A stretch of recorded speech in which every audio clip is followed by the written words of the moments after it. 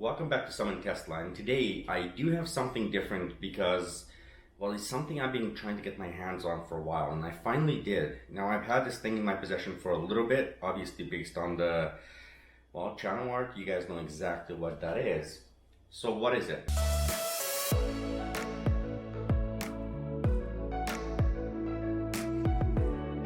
It's this. I just need you guys to wrap your heads around the sheer size of this. This is a Tesla Model S headlight, and it's ridiculous. It is massive. In fact, if I hold it close to my body, there you go. I'm pretty sure I can cover my head by doing this. Yeah, so just the sheer size of this thing is incredible.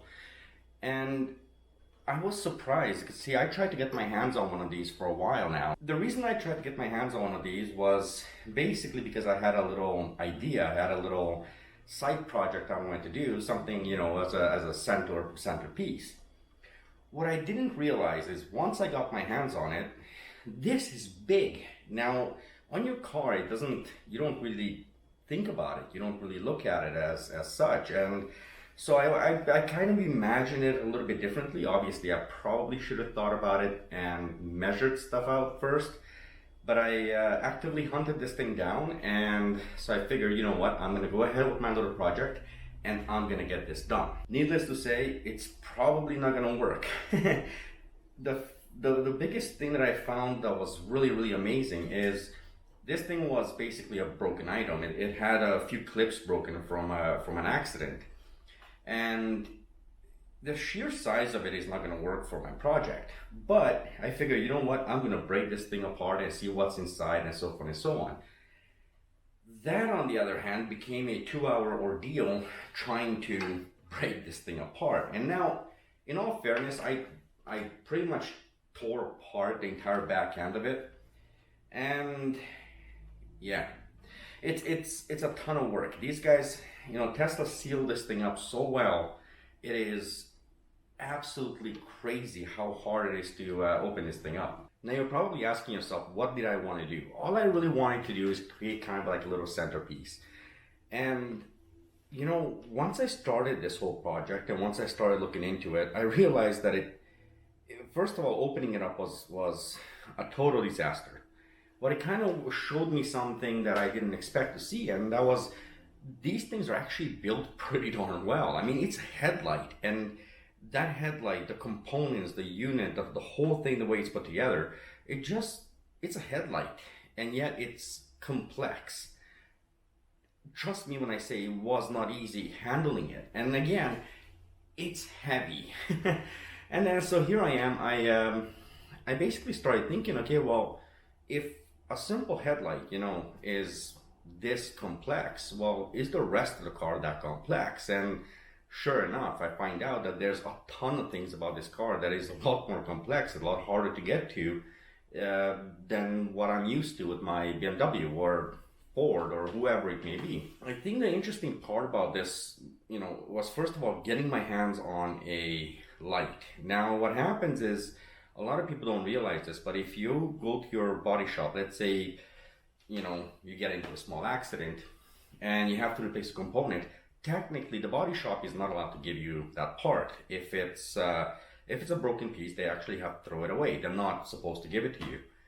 So when a vehicle, well, it was a lawnmower, it was a snowplow hit my car, I requested to see if I can keep some of the parts, and my answer was no. They clearly told me I cannot keep any of that stuff and so forth and so on. And so I started going around and trying to find out where I can get some. You know, all I want to do is get a headlight.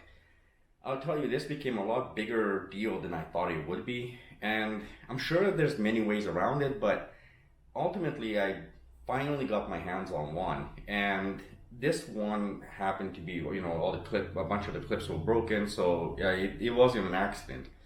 But the main glass, everything stayed perfectly intact. That was my first hurdle, trying to get through getting this item. So finally I get it, I bring it home, and I remember when I first got it, like, you know, it's massive. I mean, this is crazy how big this thing is.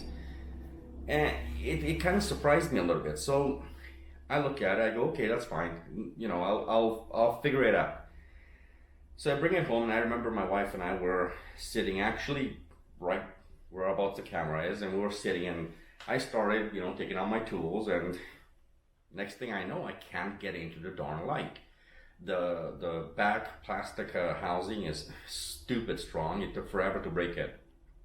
And I realized that everything is sealed in a way that I just not going to be able to get through without a tremendous amount of work, you know, that I'd have to put into it. On top of it, I live in a condo, so it's not like I can just go out in the backyard and really do something.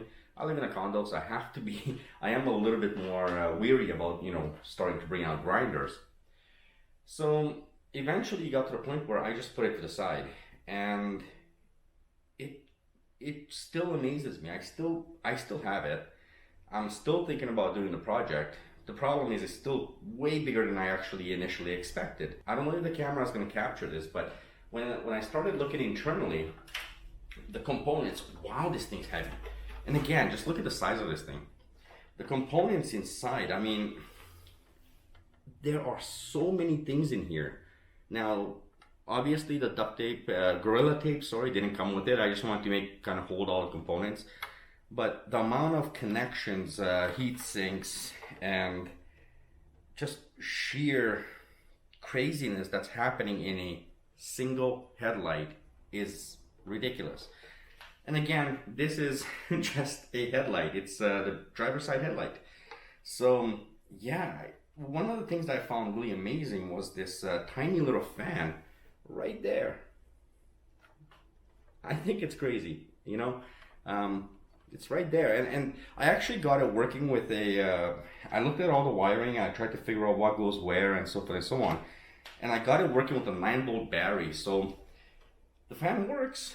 I'm pretty sure it has a lot to do with the LEDs and so forth and so on, but again, absolutely amazed the sheer size of this headlight, and even more amazed at the build, how it's built. I mean, it took a long time to actually get into this thing. So why am I making this video? What's the point of it? The point of it, I think, for me, I just wanted to kind of let you guys know, I got my hands on one, and I am so impressed. I don't know why, maybe it's just me. I am just impressed at the sheer size of it. But the point I think that I came across was that, you know what else is like this, you know? So I'm going to try and go out, and I'm going to try and see if I can find, you know, pieces, preferably something that is obviously not as big as the headlight. So if I can find more pieces, it depends on you guys. If you guys give this video a thumbs up and I see that you guys might be interested in this kind of stuff, I'm going to go actively go and find stuff that is coming off of Model 3, Model S, Model X. And just recently I've had a chance to see a Model X windshield in person. You know, it had a little crack on it, and I've seen it taken off. I mean, that thing is impressive. It really is. So unfortunately I didn't have my camera with me, but I would have loved to record that. Either way, it's not a big deal. I really just wanted you guys to see the sheer size of this thing, and I hope you guys enjoyed it. If you do, don't forget to like, comment, and subscribe, and let me know what you thought. I just think it's amazing. That's all it is. It's a simple video. Sorry you didn't like it, give it a thumbs down. But if you do want to see stuff like this and you want me to go out and hunt for some of this stuff, let me know in the comments below, and I'll see if I can find some more parts.